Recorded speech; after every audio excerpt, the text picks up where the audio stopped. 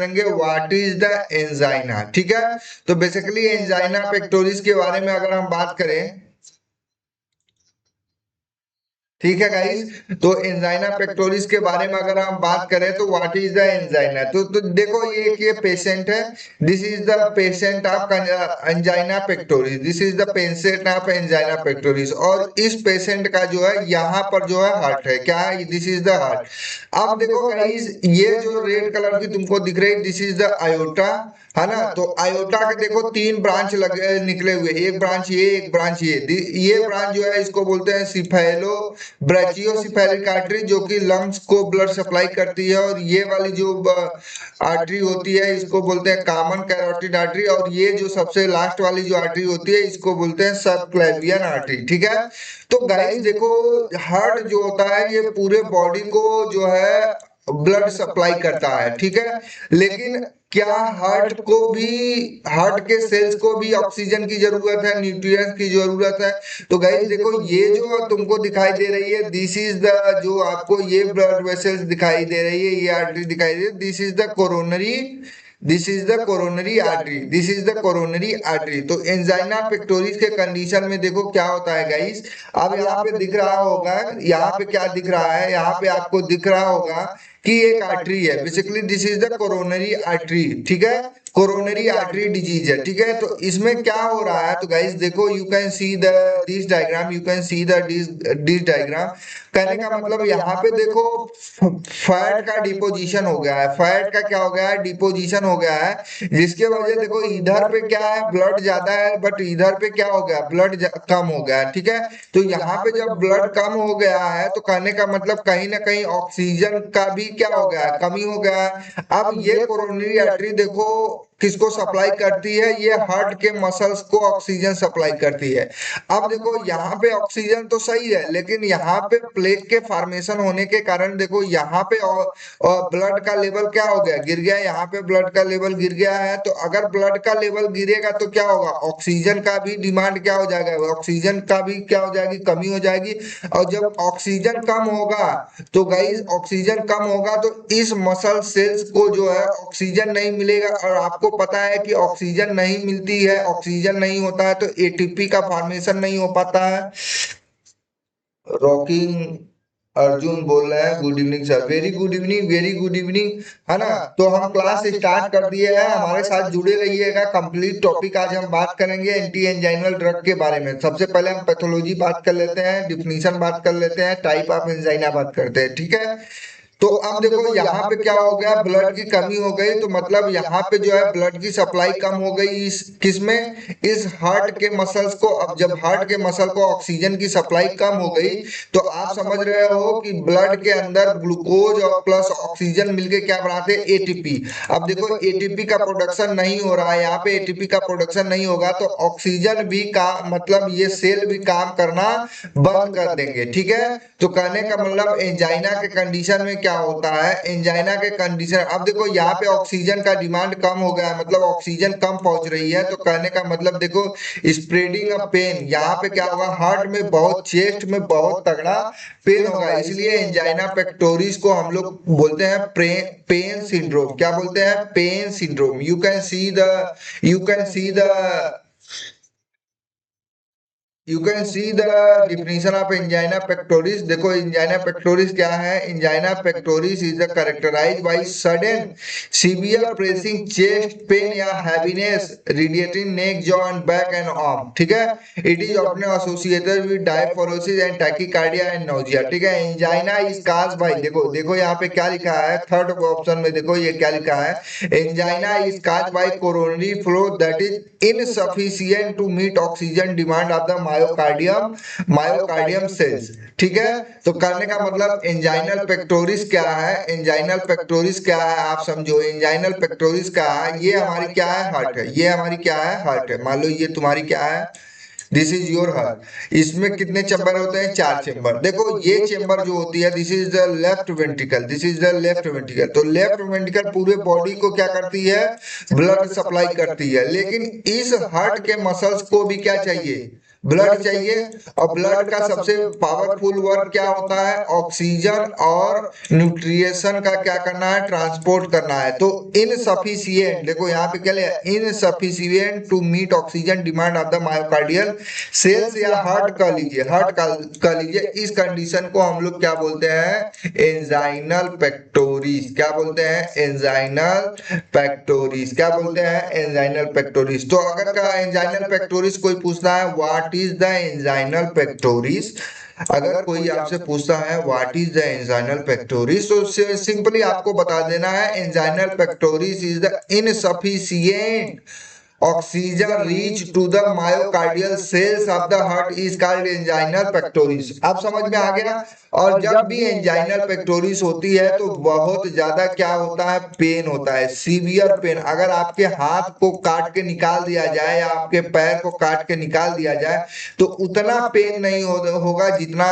Angina के pectoris, anginal pectoris के condition में होता है। इसीलिए इस एंजाइनल पेक्टोरिस को हम लोग क्या बोलते हैं, एंजाइनल पेक्टोरिस को हम लोग क्या बोलते हैं, एंजाइनल पेक्टोरिस को हम लोग बोलते हैं पेन सिंड्रोम। याद रखिएगा, पेन सिंड्रोम। क्या बोलते हैं, पेन सिंड्रोम। तो एंजाइनल पेक्टोरिस हो गया, एंजाइनल पेक्टोरिस हो गया।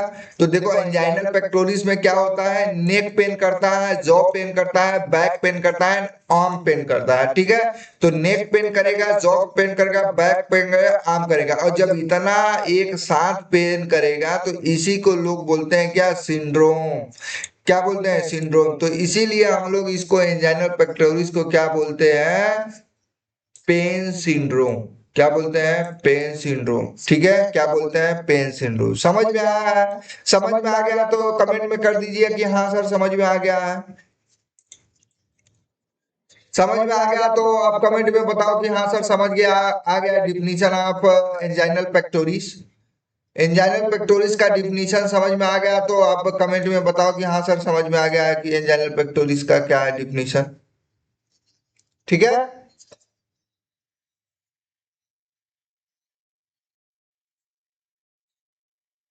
ठीक है।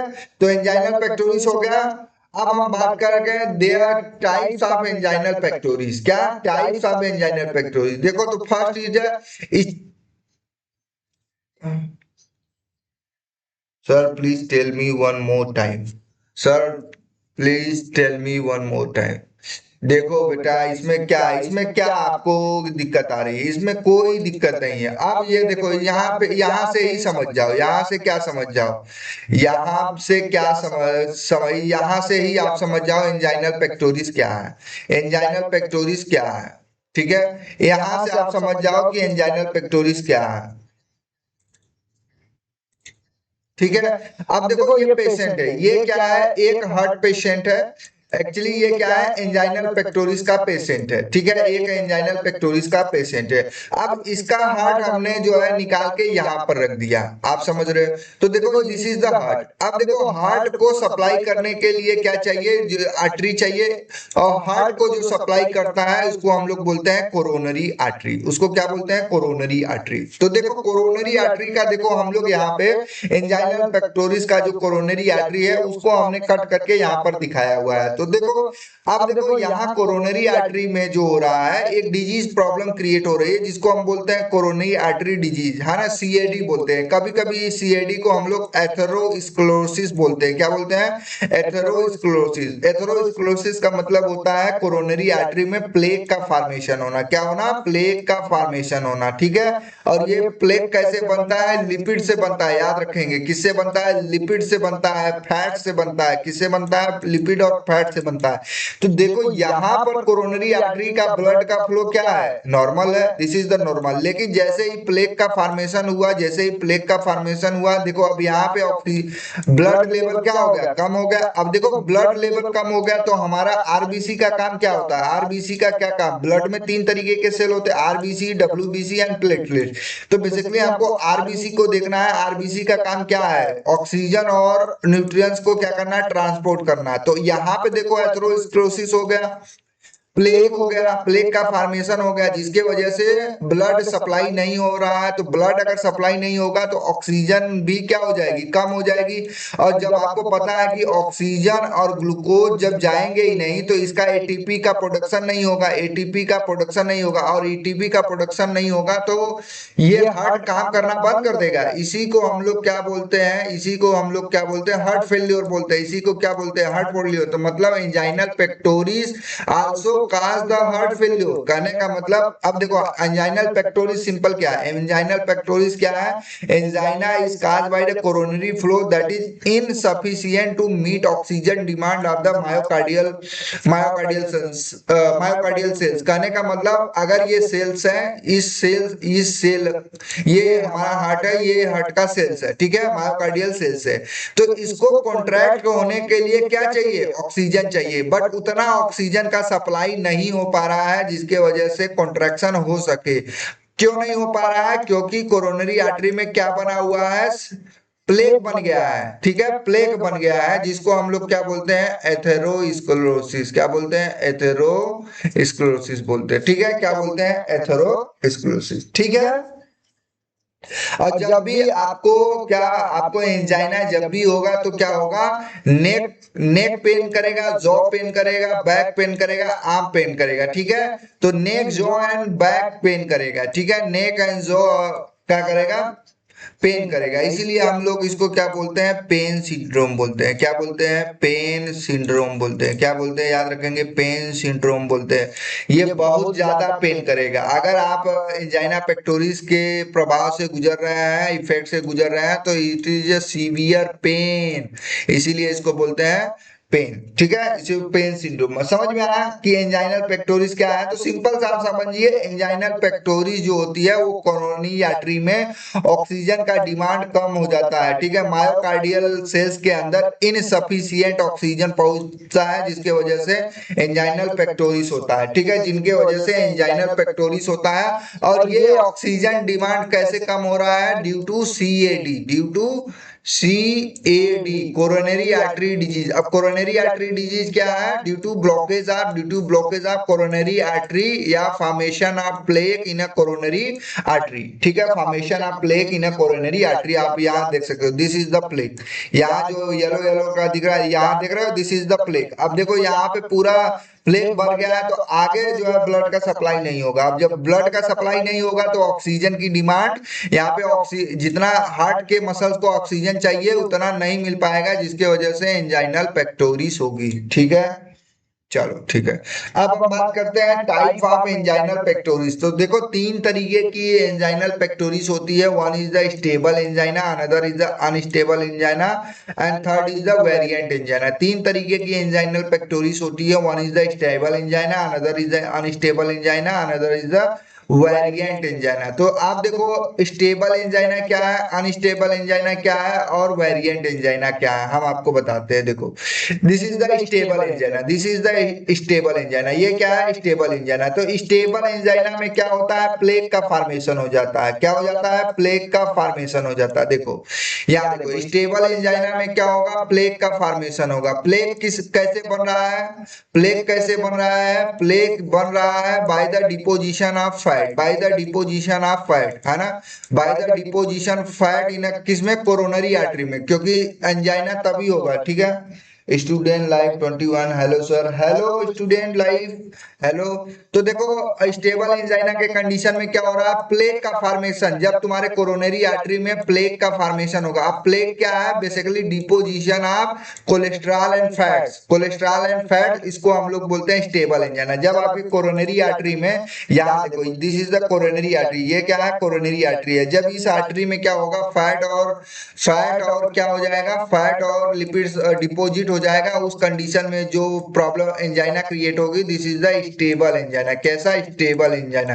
अनस्टेबल एंजाइना के केस में क्या होता है, अनस्टेबल एंजाइना के केस में क्या होगा कि ये जो कोरोनरी आर्टरी है, ये जो कोरोनरी आर्टरी है, इसमें क्या बनने लगेगा, थ्रोम्बस का फॉर्मेशन हो जाएगा। मतलब ब्लड का कोआगुलेशन हो जाएगा, जिसके जैसे ब्लड कोआगुलेट होगा, ब्लड कोआगुलेट हो जाएगा तो इसमें जो है ब्लड का सप्लाई रुक जाएगा। ब्लड का सप्लाई रुक जाएगा तो ऑक्सीजन का डिमांड कम हो जाएगा। अब ऑक्सीजन भी क्या हो जाएगी, कम हो जाएगी। अब जब ऑक्सीजन कम हो जाएगी तो सेल को कॉन्ट्रैक्ट होने के लिए जितना ऑक्सीजन चाहिए उतना ऑक्सीजन नहीं मिल पाएगा।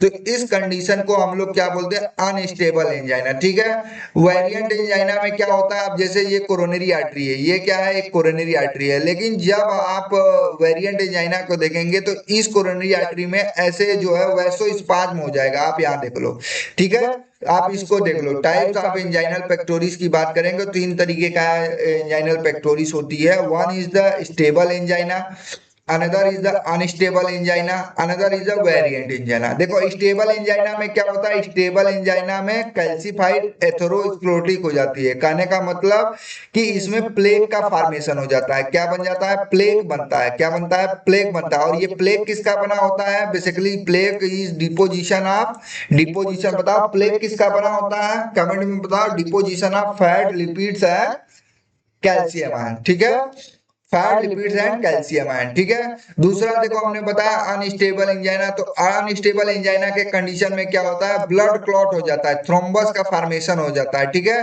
तो कहने का मतलब इसमें देखो यहाँ थ्रोम्बस का फॉर्मेशन होता है जिसको हम लोग बोलते हैं अनस्टेबल एंजाइना। तो कहने का मतलब थ्रोम्बस के फॉर्मेशन में क्या होगा, ये अनस्टेबल है, मतलब कि ये होगा भी और खत्म भी हो जाएगा। मतलब ये जो है थ्रोम्बस जो है वो ब्लड सर्कुलेशन के केस में मूव भी कर सकता है, लेकिन अगर एक बार प्लेग बन गया तो ये मूव नहीं करेगा। ये आपको ऑपरेशन ही करवाना पड़ेगा, है ना, ऑपरेशन करवाना पड़ेगा। हार्ट का जो है ऑपरेशन कराएगा जिससे ये कोरोनरी आर्टरी को साफ करते हैं। ठीक है, लास्ट देखो वेरिएंट एंजाइना या प्रिंज मेटल एंजाइना इसको बोलते हैं, variant angina and Prinzmetal angina. ठीक है, तो प्रिंज मेटल एंजाइना के कंडीशन में क्या हो रहा है, कोरोनरी आर्टरी वैसोस्पाज्म हो रही। तो कहने का मतलब जो कोरोनरी आर्टरी है वो चिपक जा रही है, एक दूसरे से चिपक जा रही है, जिसके वजह से ब्लड का सप्लाई जो है कम हो जा रहा है। तो ब्लड का सप्लाई कम होगा तो कहने का मतलब क्या होगा कि ऑक्सीजन भी क्या हो जाएगी, कम हो जाए। तो एंजाइनल पेक्टोरिस का मतलब क्या होता है, oxygen insufficient oxygen reach in myocardial cells of the heart. ठीक है, ठीक है गाइस। तो 3 तरीके का एंजाइना होता है, one is the stable angina, another is the unstable angina, another is the variant angina. ठीक है, तो 3 तरीके का एंजाइना होता है, समझ गए। अगर अगर आप टाइप ऑफ एंजाइना आपको समझ में आ गया तो एक बार कमेंट में कर दीजिए कि हाँ सर समझ में आ गया है ना। कमेंट में बता, लाइक कर दीजिएगा, सेशन को लाइक कर दीजिएगा, कमेंट में बता दीजिए कि हाँ सर समझ में आ गया है, क्योंकि आप यहाँ पढ़ोगे तभी आप जाके पीवाईक्यू सॉल्व कर पाओगे। पीवाईक्यू यहीं से आएंगे। डीआरएस भारती बोली यस सर आई अंडरस्टूड। ठीक है, तो समझ में आ गया टाइप ऑफ एंजाइनल पेक्टोरिस। चलो अब देखो ये हमारे पास क्या है, एक हमारे पास जो है दिस इज द, अब ये हमारे पास कोरोनरी आर्टरी का जो है हम लोग देख रहे हैं। देखो नॉर्मल केस में क्या हो रहा है, देखो नॉर्मल केस में कोरोनरी आर्टरी रेस्ट पे है और एक्सरसाइज में कोरोनरी आर्टरी का जो है फ्लो क्या हो रही है, इंक्रीज हो रही है। This is the conducting vessels, this is the क्या, कंडक्टिंग वेसल्स। कंडक्टिंग वेसल्स का मतलब यह है जो ब्लड वेसल्स है, जो ब्लड वेसल्स है, जो कंडक्टिंग ब्लड वेसल्स है, जो हार्ट को जो है ब्लड सप्लाई कर रही, जो हार्ट को क्या कर रही है, ब्लड सप्लाई कर रही। ठीक है, तो देखो नॉर्मल केस में और एक्सरसाइज के केस में, तो नॉर्मल के केस में क्या हो रहा है, नॉर्मल के केस में क्या हो रहा है, ठीक है।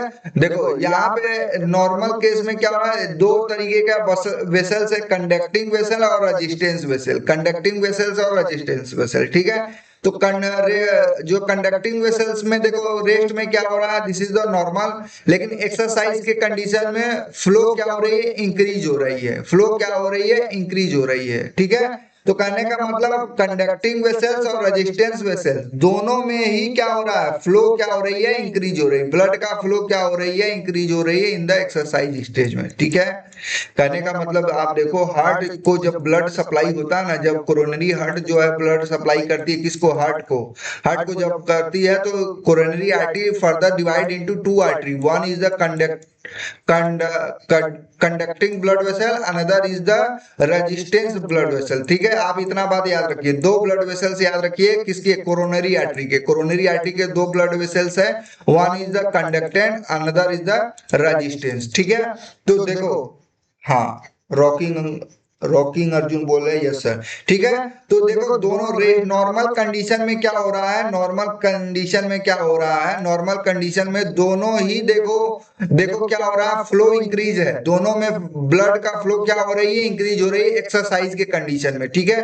कहने का मतलब देखो, जब जब भी कोई पर्सन एक्सरसाइज करेगा, तो एक्सरसाइज करेगा तो भैया ऑक्सीजन ज्यादा चाहिए ना, ऑक्सीजन इसलिए ज्यादा चाहिए क्योंकि एटीपी का प्रोडक्शन करना है, क्योंकि हम तो जानते हैं ना, ऑक्सीजन प्लस ग्लूकोज मिलके क्या बनाता है, एटीपी बनाता है।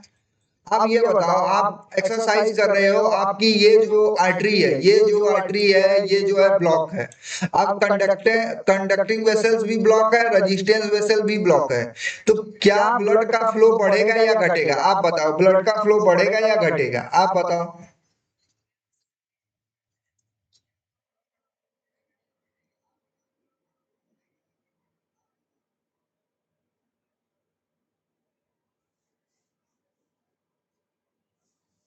आप बोलो।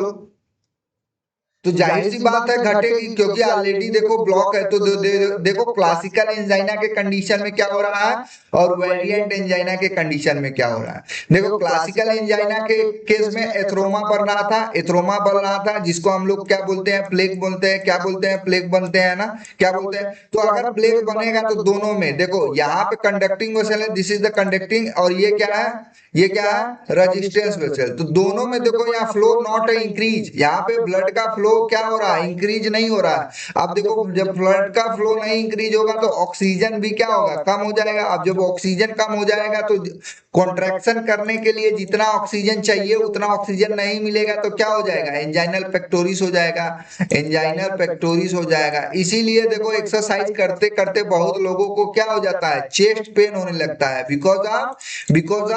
Because of anginal pectoris, because of atheroma, because of spasm. तो देखो वेरिएंट एंजाइना के केस में भी ब्लड का फ्लो क्या हो रहा है, डिक्रीज हो रहा है, और क्लासिकल एंजाइना के केस में भी क्या हो रहा है, फ्लो नॉट इंक्रीज, डिक्रीज हो जा रहा है, डिक्रीज हो रहा है, ठीक है। तो डिक्रीज हो रहा है, समझ गए। तो कहने का मतलब एंजाइना के केस में ब्लड का फ्लो कम होता है या बढ़ता है, सर कम होता है। किसके वजह से कम होता है, तीन के वजह से कम हो जाता है। One is the formation of atheroma, another is the formation of thrombus, another is the vasospasm. Vasospasm कहाँ कम होती है, दोनों ब्लड वेसल्स में। One is the conducting blood vessel, another is the conducting blood vessel, another is the resistance blood vessels, resistance blood vessel, दोनों में ही कम हो जाती है। अब दोनों में कम हो जाएगा तो कहने का मतलब जो एक कंडक्ट करा रही है और दूसरा जो यहाँ तक ले जा रही है उसमें भी कम हो जा रही है ना। तो बेसिकली हाँ, यहाँ पे ब्लड का फ्लो कम हो जाता है, और ब्लड का फ्लो कम होने की वजह से ऑक्सीजन रीच नहीं कर पाता, ऑक्सीजन नहीं पहुंच पाती, और जब ऑक्सीजन नहीं पहुंच पाएगी तो जाहिर सी बात है एटीपी का प्रोडक्शन नहीं होगा। अब जब एटीपी का प्रोडक्शन नहीं होगा तो जो कॉन्ट्रैक्शन ऑफ हार्ट है वो काम नहीं करेगा, तो क्या होगा, पेन होगा, क्या होगा, पेन होगा। अब इतना ज्यादा पेन होगा कि मे बी हार्ट अटैक भी आ सकती है, मतलब हार्ट फेल्योर भी हो सकता है। तो जाहिर सी बात है एंजाइना जब होगा तो सिर्फ एंजाइना तक नहीं रह पाएगा, हो सकता है कि उसको हार्ट अटैक भी, सीएचएफ भी होने के चांसेस हो सकते हैं, ठीक है। ठीक है गाइस, अगर समझ में आ गया है तो कमेंट में लिख दो, हाँ सर समझ में आ गया है।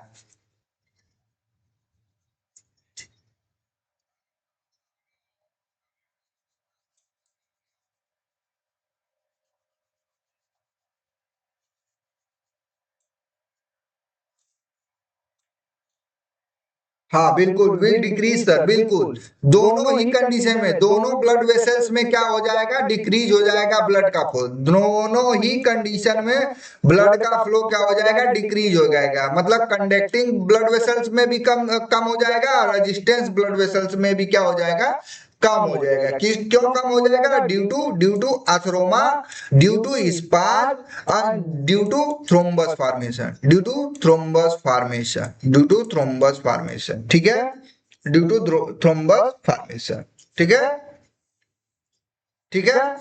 चलो चलो नेक्स्ट।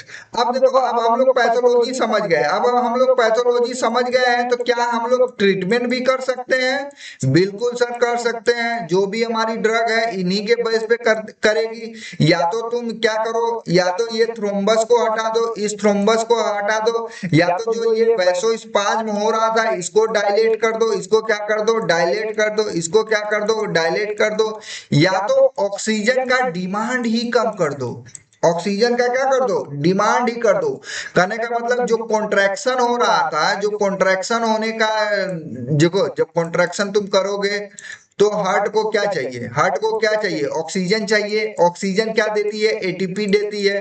तो कहने का मतलब कॉन्ट्रैक्शन को ही क्या कर दो, कम कर दो। कॉन्ट्रैक्शन को अगर कम कर दिए तो ऑक्सीजन का डिमांड भी क्या हो जाएगा, कम हो जाएगा। अब जब ऑक्सीजन का डिमांड ही कम हो गया तो एंजाइनल पेक्टोरिस के कंडीशन में क्या होता है, एंजाइन ऑक्सीजन का डिमांड भारी रहता है। अभी हम हार्ट को ऐसा कर दिए हैं कि ऑक्सीजन का डिमांड ही कम कर दिए हैं। तो जब डिमांड कम कर दिए तो ऑलरेडी जो है एंजाइनल पेक्टोरिस आप ट्रीट कर सकते हो, ठीक है। तो वीडियोस बनाने हैं, फिल्मोरा है ना।